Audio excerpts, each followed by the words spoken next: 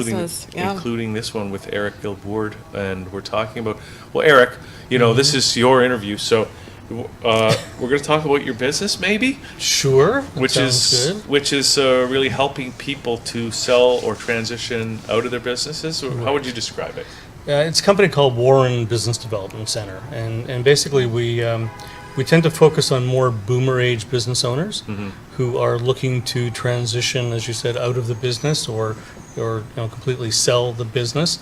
It's something that they are probably the least prepared for, but it's probably the most important sale they're ever going to make.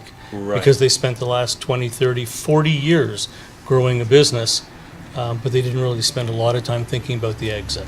So now they're running up against the wall, and it's time to do something. Right. Okay. So, and we were talking about this because both Marie and I have sold real estate, and when they give us our certificate after we go to school, they tell us that we're equipped to sell businesses or be an agent to help business owners sell their businesses to somebody else. But And that's not who we are. that's not who you are. No. And and really every business is different, and there's a lot to understand. So maybe you and your company are better equipped to actually deal with that whole issue. Do you want to talk a little bit about Sure. that? Well, what we do, and what makes us, I guess, perhaps different from an M&A firm, a merger and acquisition firm, or from a business broker, is that we go in and, first of all, we look at two things. We look at the owner, because it's equally important to prepare the owner for the transition. In fact, initially, it's probably 80% you're dealing with the owner and the emotions and what they're thinking about and what they're planning and not knowing what it is that they're going to do, and the balance is dealing with the company. And when you start dealing with the company, it's operations, finance, sales, marketing, HR, capital. There's lots of different ways to go in and impact the business and to make it 50% bigger, twice as big, 3 times as big. And typically, if it's larger, if you do it right, you've increased the value of the business. So at the end of the day, what you're suggesting to an owner is, do you want to sell a $4 million company, or do you want to sell a $7 or $8 million company? It's up to you, and you can do it if you want. What do you have to do though, and how do you help them do whatever they have to do to make that? You go into the company and you look at all the different aspects of operations and finance and sales and marketing. Typically, a lot of it has to do with sales and marketing, and I'll give you a very simple example. When you say to an owner who's been in business 20 or 30 years, typically 20% of your customers are 80% of your business. So if I asked you, if I went and called on those 20% of your customers and asked them if they knew everything that you did, all the products you sold and all the services that you provided, how many of them do you think would say yes, that they knew everything? And inevitably an owner will say, well, nobody would. Well, that's a good starting point, is just to go to your existing customers and tell them all the things that they don't know that you offer, because you're leaving a lot of money on the table. And that's just one small, simple example. There's lots of things from marketing and ideas that are on the back burner that they've never really done anything with. There are businesses that we're working with now where the owners are sitting on intellectual property and they don't really realize it, or it's something special that they know how to do something, but if they were to actually go through the legals, they'd have an incredibly valuable piece of intellectual property. There's so many different ways to go into a business and figure out ways to improve what they're doing. And when you're dealing with things like manufacturing, there's always ways that you can improve the business, because people get settled into their stream of doing things, and they don't always necessarily look for ways to improve. They get comfortable. They put their business on cruise control. Well, I mean, it sounds like this isn't just for businesses that are where the owner's trying to transition out. It sounds like almost every business could use the kind of expertise you're talking about. Yeah, no, absolutely. I like to say that it's never too early to start thinking about transitioning your business. So typically someone will say to me, well, when should I start? Well, the minute that you start the business, or actually before you even start it, you should be thinking about your exit strategy and thinking about what you're doing. The companies that I was talking about, the ones that have been established for 20 or 30 or 40 years, they can't go back to the beginning. So it's again, never too early or too late to start thinking about it. But certainly younger companies, absolutely. They can take advantage of the things that we can do for them. I mean, even if they don't want to transition out, if you can come No. in, for example, and get more productivity out of a manufacturing process. Like, I mean, can you give me an example of Yeah. that? Because everybody's always talking about how Canada's lagging behind in our productivity. I mean, maybe you just need to go into every company in the country and fix them up. No, I think the owner just needs to look at their staff and say, what can we do to make things better? I'll tell you what really happens a lot of times with, especially with boomer age owners, and especially on the lower end, the $2-3 million range, and sometimes, you know, the 5, 6, 8, 10, $15 million range as well. They get to a point where the business is a certain comfortable size. They can wrap their arms around it, and they don't have to worry about dealing with it because it's a good size for them and it's comfortable. So it might be 2.5, 2.6, 2.7 million in annual sales. And the breaks typically are 3 million, 5 million, 10 million, 20 million. So to go from 2.6 to 3 or 3.5 or 4 means a lot more work. And so an owner will typically stay, you know, below that. And the next level is 5 million, and it's the same challenge where there's new challenges and more responsibility. So inevitably what they've done is they've kept it a certain size because it was comfortable. And now they're thinking about, well, what the heck am I going to do now? It's time to cash out. I have to pay for my retirement. What am I going to get for a $2.5 million company versus what I can get for a 3 or 3.5 or 4 or 5 or $10 million company? So we have a situation, a company that we're dealing with now. It's an engineering firm. They're very, very specialized in what they do. They effectively build a better mousetrap within their industry, electrical engineering. And, you know, the couple of things that have been holding the owner back is the capital to take on larger jobs and the capital to hire more people and finding, you know, the right, better people. Well, we're solving that problem really easily because finding capital isn't difficult if you have something, you know, good to offer. And finding the right people isn't difficult if you know where to look. So, you know, we're putting those pieces in place so that he has an unlimited ability to grow. And then you might say, well, if somebody's got a $2.6, $2.7 million business, you know, how big can they take it? Well, look at it from this perspective. They're building a product for a client that's $1 million.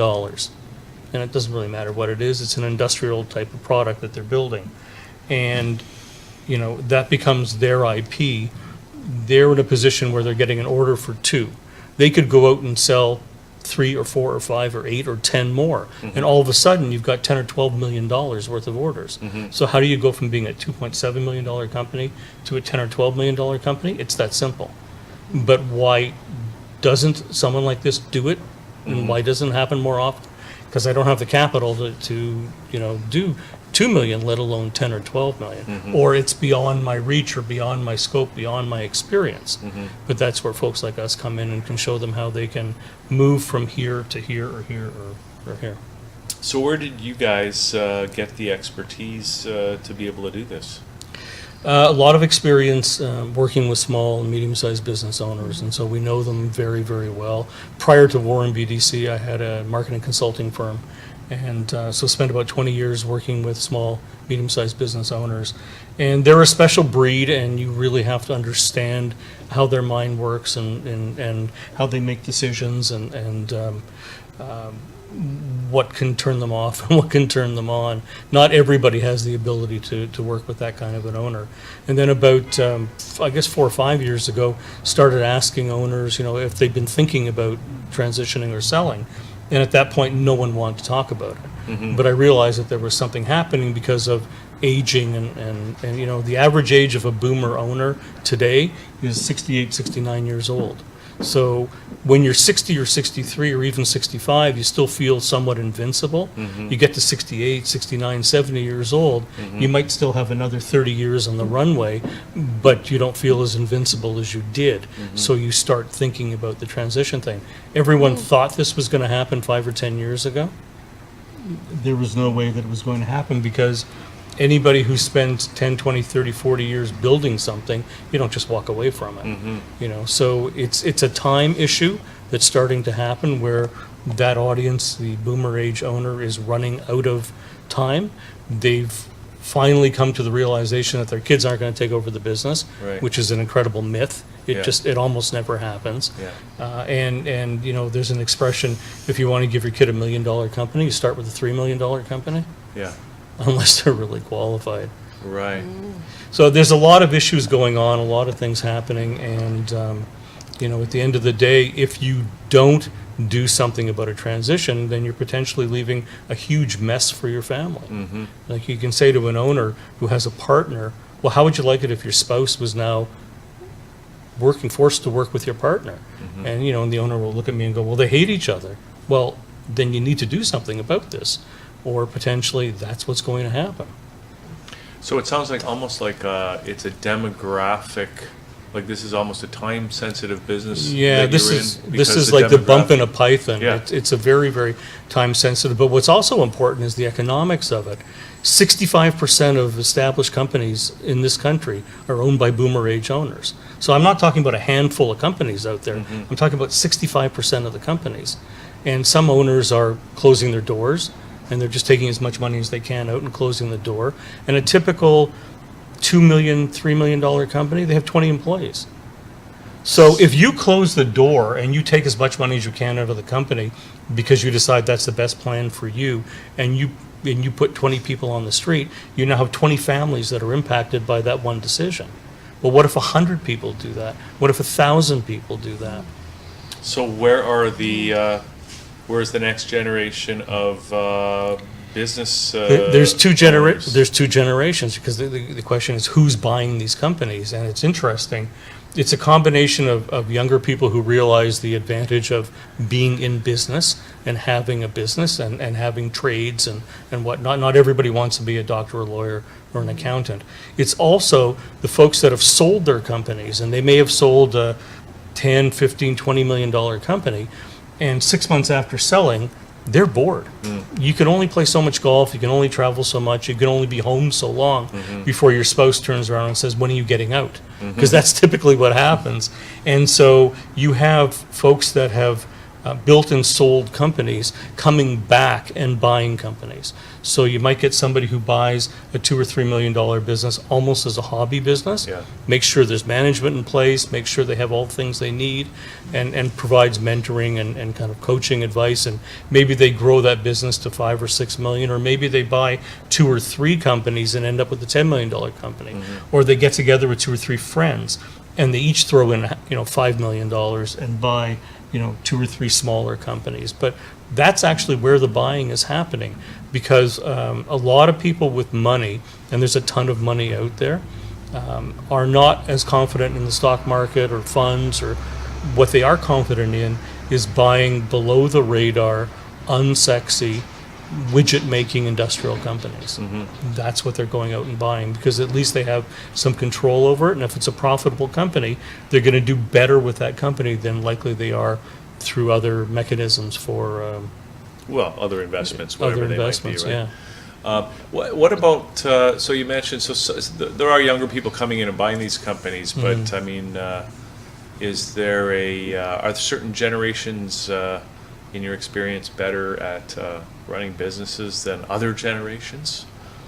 No, it's all over the map, actually. It's interesting, and it's sometimes it's someone coming in and trying to buy a business with their own funds, and it's usually very difficult. The ones that can actually afford to buy a company are essentially investing family money. And it can be millions of dollars. It's not necessarily a small amount, but what people are starting to realize is you can take a few $1 million and invest in a startup, and that's wonderful. And your chance of being successful, because everybody thinks they're going to have the next great $1 billion company, your chance of being successful is very, very slim. But what would happen if you took the same money and you bought an existing company that already had a customer base, it already had staff, it already had cash flow, it was already profitable? Wouldn't that be a better way to get going? So if you're a young person, as an example, and there's something that you want to do, maybe you have a new way of looking at something, or you have some new technology or something, instead of doing it from a startup perspective, wouldn't it make more sense to invest or buy something that's already existing and then integrate what you want to do into something that's already a going concern?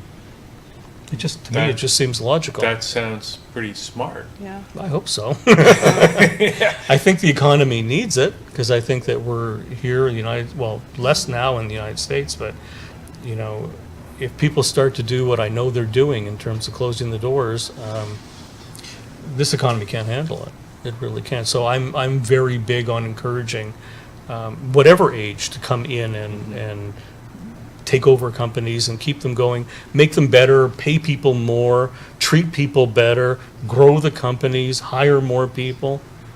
That's what we need to see happen. Well, that sounds actually like, that is what we need. Are you a voice crying in the wilderness? Now, I've been more vocal lately through LinkedIn and other sources. I mean, I tend to do a lot of writing, and I have some books out, and I'm in various publications and blogs and whatnot, and I've become a more vocal individual. So, you got the book Moving Forward, or at least that's one of your books. Now, who should get in touch with you? And it almost sounds like not just business owners who are trying to get out of their business, but maybe anybody, younger or older, who wants to get into business. I mean, are you like a matchmaker sort of as well? Yeah, I mean, that's essentially what happens is we prepare the business for transition, whatever that means, and then we can bring buyers to the table and put the deal together. And every situation is different. Every business is different. Every owner is different. Everybody has their own set of circumstances and challenges. And so what we do is we start off with a custom transition roadmap, which is essentially going in and spending time with the owner, spending time in the business, and figuring out where exactly the owner wants to be and what that means to the business, what that means to the owner and their family personally. We present lots of ideas and different ways of looking at things, because what they don't understand is there's a big gray landscape. It's not black or white. It's not buying and selling. There's just a huge landscape in the middle where you can do partial sales and transitions and all kinds of things. So, you know, we hold a mirror up to the owner to help them determine what is it truly that they wish to do, what do they want to do, and expose them to other things that they hadn't thought about, then create that roadmap, and then help execute the roadmap to get them to the point where they transition. Maybe it is to the kids, or maybe it's to, you know, the management. There's lots of different ways it can go, or maybe it is in fact a sale. What's nice about what's happening lately is we're getting calls from owners that are actually in their early 50s. And they're the ones that are starting to realize it's time to get on top of this. And they're thinking about a transition 5, 10, 15 years from now. So they're not waiting to the last minute. They're getting on board. So in terms of who can we help, sure, we're happy to help somebody who's 5 years ahead of the curve or 10 years ahead. Or more. Or Absolutely. start right from the beginning, right? Yeah, So Eric, I was going absolutely. to ask you about, what do you think about franchise, that, not the big franchise like McDonald's or something like that, smaller ones that, you know, like 30-year-olds are doing their own franchise, or, you know, having restaurants that they're, you know, having other people buying into their franchise and giving them that roadmap to how to set it up and bring in their clientels and everything like that. So to franchise an Yeah, idea? yeah. Absolutely, for sure. There's lots of different businesses out there, and I'm seeing new ones, you know, literally every day. You can't walk through a food court without seeing cool new ideas, Yeah. where someone just decided that, you know, they're going to do something, they're going to do it for a period of time, it's making some sense, and then other people want to. Want And to so buy there's into lawyers it, and yeah. other kinds of folks that specialize in franchise or licensing or, you know, what have Right. you. You know, what's also interesting is should somebody actually buy a franchise versus starting their own business? And the reality is, depending on the personality, you know, in some cases, it's a really good idea just to buy a franchise as opposed to starting your own company, because a lot of the hard work has been taken care of, and you have people that can lead you, you have people that can, you know, help you in a big way, assuming you buy into a really good franchise organization. It's interesting. Franchises are all over the map in terms of size. Everybody knows kind of the top 1%. Nobody knows the other 999 out of 1,000 franchise organizations that might have 3,000 franchisees, which have never heard of them. Right. So it's a whole big world. Oh, out yes, there. I've been noticing that. I've been bumping into a lot of these small franchise, and you know, they've been open for like 7 years, and now this person has like 5 different franchise, and it's really amazing what's going on. And some of them just take off and they Yeah. go from 5 to 55 overnight. Because if you have something good that the marketplace wants, spinning that out isn't necessarily that difficult, assuming you surround yourself with people that actually know what they're doing. And that's the big caveat. Well, that know if what they they're don't doing. know what they're doing, they can always give you a call, Eric. 'Cause, Absolutely. it sounds like you know what you're doing. And A lot of micro mistakes, you know, and micro pivots. so what's the best way for people to get in touch with you? The simplest thing is just to go to warrenbdc.com. So WARREN BDC.com. And no, we're not connected with BDC, the bank. It's just a happy coincidence. And just go on the site, and there's everything that you want to know is pretty much on the site. And you can, you know, determine yourself if you want to give us a call and have a conversation. There's lots of information. There's lots of things to help you think about what it is that you want to do and fill you in on this path of figuring out, you know, kind of where you're going. They can also go to ericgilboard.com, and they can look at my personal site where I'm essentially an author and a speaker.